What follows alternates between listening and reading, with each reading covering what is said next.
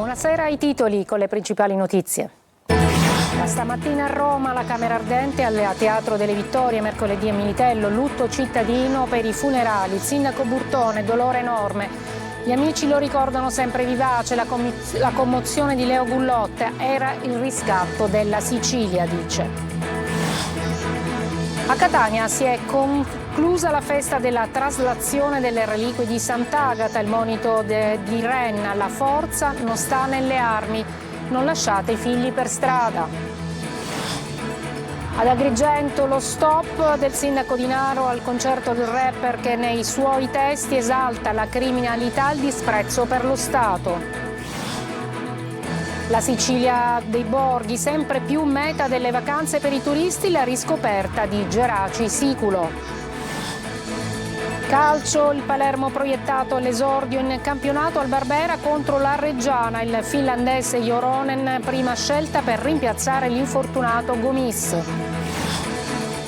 Catania sconfitto a Crotone 1-0, eliminato al primo turno della Coppa Italia di Serie C. Decisivo un gol di Murano dopo 9 minuti. Il Trapani Corsaro a Picerno va avanti in Coppa.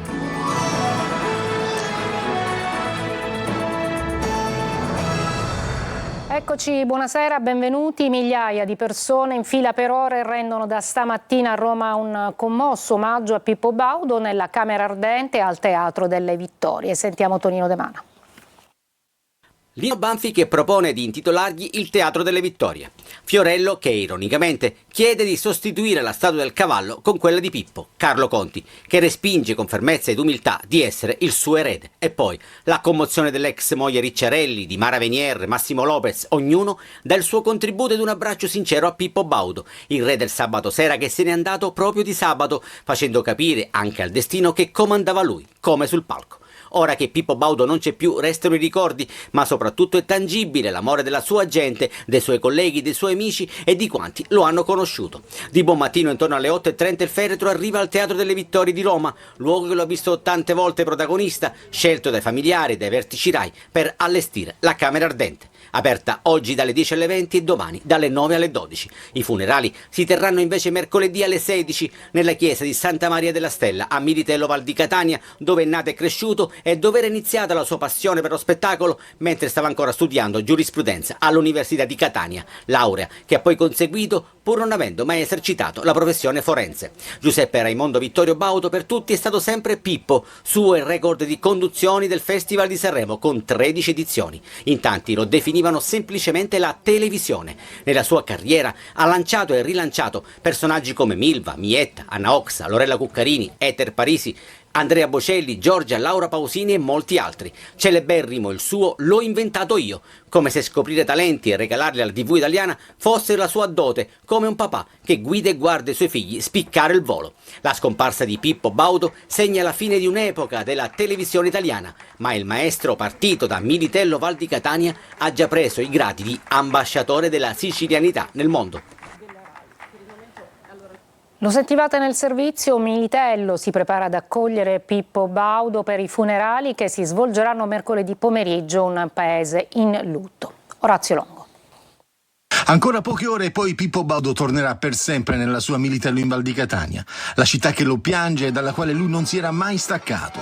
Mercoledì i funerali si svolgeranno alle 4 del pomeriggio nella chiesa della Madonna della Stella. Già dalla mattina la Camera Ardente, presumibilmente dalle 8 fino alle 13. Lui ha iniziato in questa chiesa e nella sua chiesa ha voluto terminare il pellegrinaggio terreno, perché lui qui ha iniziato intorno 7-8 anni a fare il chirichetto, quindi a servire la messa. Qui nei locali parrocchiali dove c'è un piccolo teatro ha iniziato la sua attività di presentatore, cantautore, musicista eccetera, e quindi ha voluto concludere la sua vita terrena dove è iniziata. Pippo Baudo era l'emblema della nostra terra, ricordano i suoi amici di gioventù. È un grande dispiacere perché ha perduto anche molto la nostra cittadina Militello, verso la quale lui è stato sempre affezionato e che non ha mai tralasciato di visitarla, di abitare qua per 15-20 giorni per riposarsi. Era sempre vivace come era il suo carattere, affettuosissimo come sempre, militellese, perché lui quando rientrava qua riprendeva la sua natura di autentico militellese. Un paese in lutto, dice il sindaco Burtone. Paese di Pippo Baudo, non credo che ci siano altri luoghi in cui ci sia questa sovrapposizione. La città ha questo dolore profondo, quindi è un momento vero di sofferenza e quindi noi cercheremo di essere molto sobri. Quello che voleva Pippo rifiutava la retorica, le esteriorità eccessive. Adesso il ricordo dell'attore Leo Gullotta che dice: Baudo era il riscatto per noi, per tutta la Sicilia. Sentiamolo. È giornataccia, se n'è andato un pezzo della nostra, di ognuno di noi, storia, un pezzo di televisione, di nazionalpopolare, di qualità, di eleganza, che ha saputo trasmettere non soltanto nel lavoro, con quello che desiderava e che ha desiderato sempre, la qualità, la professionalità, ma qua da noi in Sicilia diciamo che rappresenta anche e non solo il riscatto di ognuno di noi giovani, si fa per dire, di quello che siamo oggi. La qualità, l'eleganza, il suo Broadway fatto di grande talento. Ne ha scoperti tanti di talenti, ma era un po' il maestro Manzi della nostra televisione. Ciao Pippo, grazie di tutto. A Palermo la polizia ha arrestato un uomo che ha aggredito l'ex moglie e la suocera e ha ferito a coltellate il nuovo compagno. L'aggressore è accusato di tentato omicidio aggravato. È un ragazzo di 23 anni, originario di Catania, è morto per le ferite riportate dopo un tuffo avvenuto nelle acque antistanti la scogliera di Lama Monachile a Polignano, a mare nel Barese, da un'altezza di diversi metri. Il 23enne era in Puglia per una vacanza con gli amici. Dopo l'impatto con l'acqua avrebbe perso coscienza a causa di un grave trauma cranico. Inutili i soccorsi. Adesso la festa della traslazione delle reliquie di Sant'Agata si è conclusa a Catania con il duro discorso dell'arcivescovo Luigi Renna. La forza non sta nelle armi, dice no alla droga, non lasciate i figli per strada, che Catania sia più pulita, sicura e accogliente. Sentiamo Adelaide Barbagallo. Dopo l'annuncio del Giubileo agatino, anno che chiama fedeli e cittadini a un rinnovamento morale e spirituale, a conclusione della festa della traslazione delle reliquie di Sant'Agata, a Catania il duro richiamo dell'arcivescovo Renna ai genitori. Molti adulti lasciano i figli per strada, non li mandano a scuola, non gli danno un orario in cui si devono ritirare. Non possono diventare genitori a 15 anni, è colpa di voi adulti. Non vedo più nomi cristiani, ha fatto notare Renna, basta con nomi di attori di fiction e personaggi discutibili, che i ragazzi crescano puri e forti, ma la forza, ha detto l'arcivescovo, non è quella dei muscoli e delle armi. Se qualcuno ha delle armi a casa sua, non è questo il luogo in cui doveva venire stasera. Perché questa gente Sant'Agata la detesta. La fortezza è quella che sa dire di no alla violenza, alla droga, alle armi. L'altro pressante invito ai politici, agli amministratori, agli imprenditori, a chi si occupa di cultura. Via gli interessi personali, via le lotte intestine, via la trascuratezza, via tutto ciò che ha frenato lo sviluppo di questa città. Che Catania sia più pulita, sicura e accogliente. L'appello ai ragazzi, Sant'Agata sia amica della vostra giovinezza. Ai sacerdoti e agli educatori l'invito a dedicare loro del tempo. Tra sventolio di fazzoletti, messe, canti e processioni va in archivio un'edizione storica. Una festa che Antenna Sicilia, Telecolor e siciliaweb.it hanno trasmesso in diretta in tutte le sue fasi. E polemica sulla nomina di Annalisa Tardino a commissario straordinario dell'autorità portuale della Sicilia occidentale. A nominarla è stato il ministro delle infrastrutture Matteo Salvini. Immediata la risposta di Palazzo d'Orléans, che procederà a impugnare davanti al Tribunale amministrativo il provvedimento, chiedendone la sospensione in via cautelare. Secondo la nota della Presidenza della Regione, la Tardino non ha i requisiti richiesti e con la ragione non ci sarebbe stata una preventiva intesa fra le parti. Adesso ad Agrigento, in particolare a Naro, il sindaco stoppa il concerto di un rapper 18enne, nei suoi testi l'esaltazione della vita criminale e il disprezzo per lo Stato, spiega appunto il Primo Cittadino. Sentiamo Davide Sardo. Un rapper che inneggia alla criminalità non salirà sul palco di Naro. È stata annullata all'ultimo momento l'esibizione di Samuele Nisi, 18 anni, originario di Siracusa, che avrebbe dovuto tenersi questa sera in piazza Garibaldi. La decisione è arrivata direttamente dal sindaco Milko Dalacchi, che non usa mezzi termini. Non è una persona gradita, ho contattato l'associazione che lo aveva invitato ed è stato subito congedato. Il giovane artista, molto seguito sui social, negli ultimi video pubblicati su YouTube, ha esaltato soldi facili, vita criminale, omertà e disprezzo per lo Stato e le forze dell'ordine, arrivando a rendere omaggio a una nota famiglia criminale di Latina, i Di Silvio. Un contenuto inaccettabile, sottolinea il Primo Cittadino, che ribadisce: se ci fossero state insistenze avrei bloccato io stesso la serata. Il concerto era stato proposto da un'associazione impegnata nell'accoglienza di minori stranieri, ma l'amministrazione comunale prende direttamente le distanze.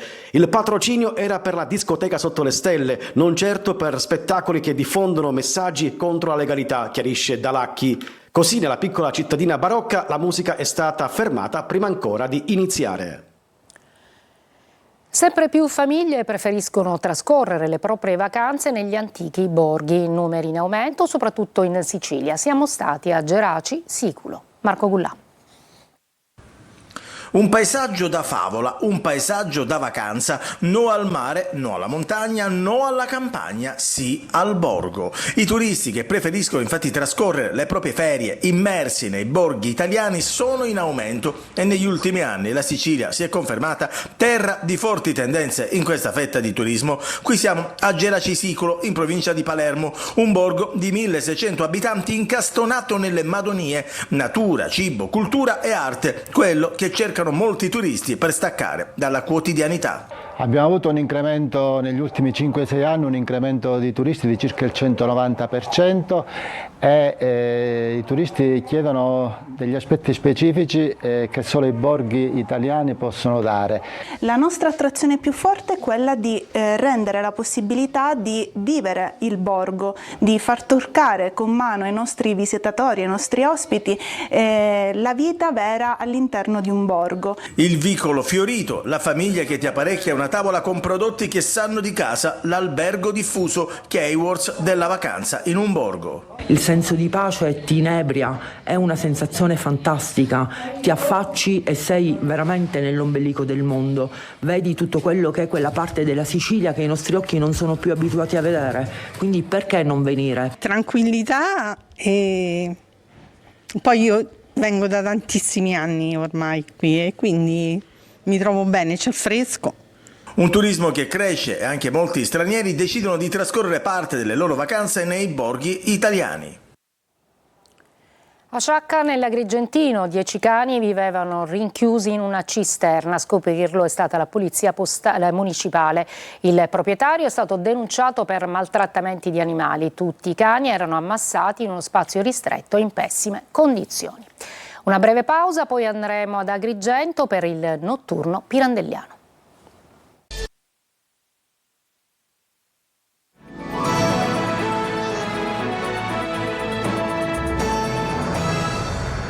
Al Teatro dell'Efebo di Agrigento è andato in scena Notturno Pirandelliano, un dittico che unisce due capolavori di Pirandello tra vita, identità e attesa. Regista e protagonista Corrado Tedeschi. Sentiamo Davide Sardo. È un viaggio intenso tra vita, identità e attesa, quello che ha emozionato il pubblico del Teatro dell'Efebo ad Agrigento. In scena Notturno Pirandelliano, dittico che intreccia due grandi capolavori di Luigi Pirandello, L'uomo dal fiore in bocca e All'uscita. Un allestimento sobrio e intimista dove silenzi, ombre e una luce essenziale hanno disegnato un paesaggio dell'anima, rendendo protagonisti tanto la parola quanto l'interpretazione degli attori. A vestire i panni dell'uomo dal fiore in bocca, Corrado Tedeschi. È un testo talmente perfetto che non va assolutamente recitato, va solo accompagnato, perché poi tutto il resto l'ha fatto Pirandello.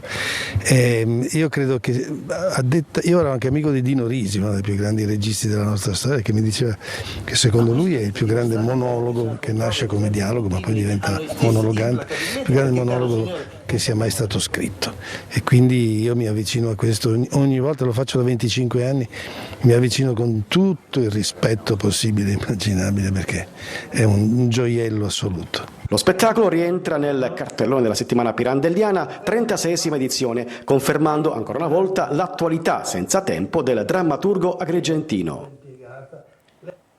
A Taormina successo per la Traviata di Giuseppe Verdi nello scenario del Teatro Antico. Adelaide Barbagallo.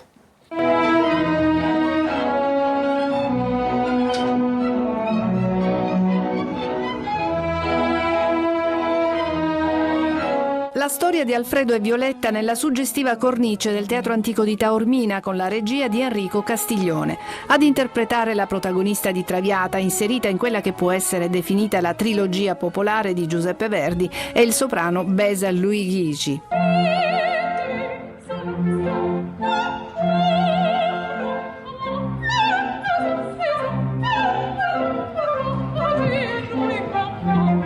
Ad interpretare Alfredo il tenore Raffaele Abete, in sostituzione dell'indisponibile Pablo Karaman.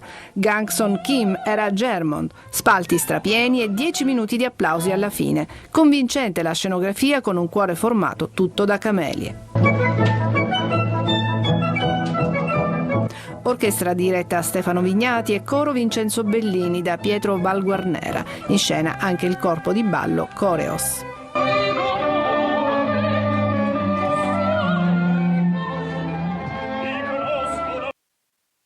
Breve pausa, poi il calcio, il Palermo che pensa già al campionato, il suo esordio, mentre il Catania è eliminato dalla Coppa Italia di Serie C.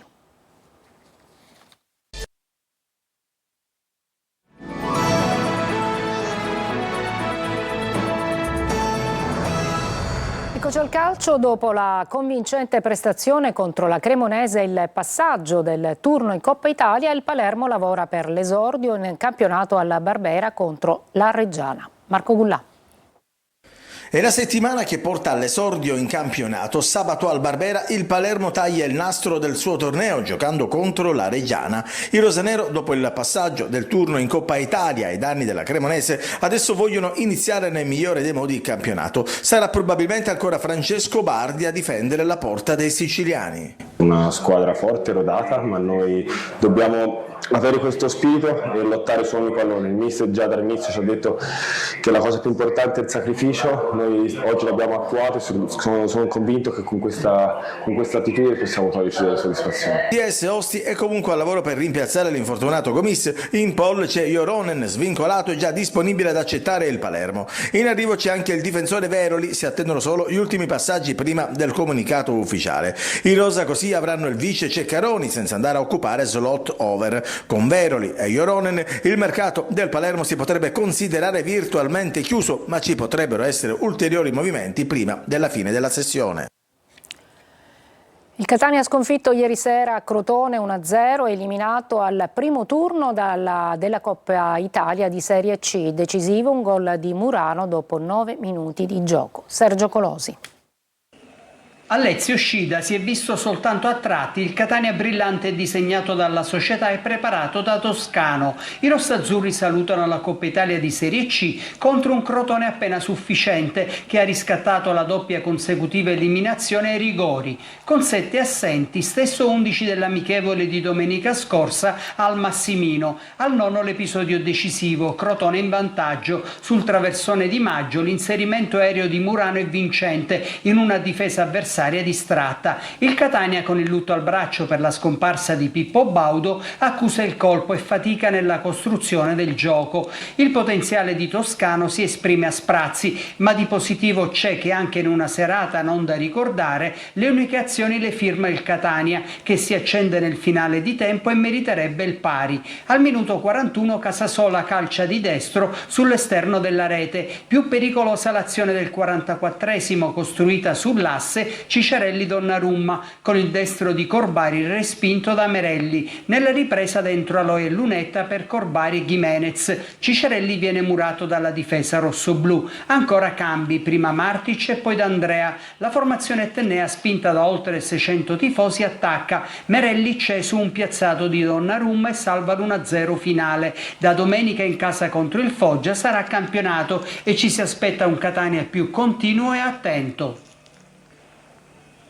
E sempre ieri sera momenti di tensione a fine partita si sono registrati nel settore ospiti dello stadio Scida. Una quarantina di tifosi del Catania si sono issati sulla balaustra che separa il settore dal campo. Per evitare qualsiasi invasione sono stati schierati agenti in campo, mentre il personale della Digos ha invitato i supporter catanesi a rientrare nel settore. Tutto rientrato dopo che i giocatori hanno lanciato alcune magliette ai tifosi. Sono in corso indagini della Questura di Crotone con la collaborazione della Digos di Catania per individuare i responsabili.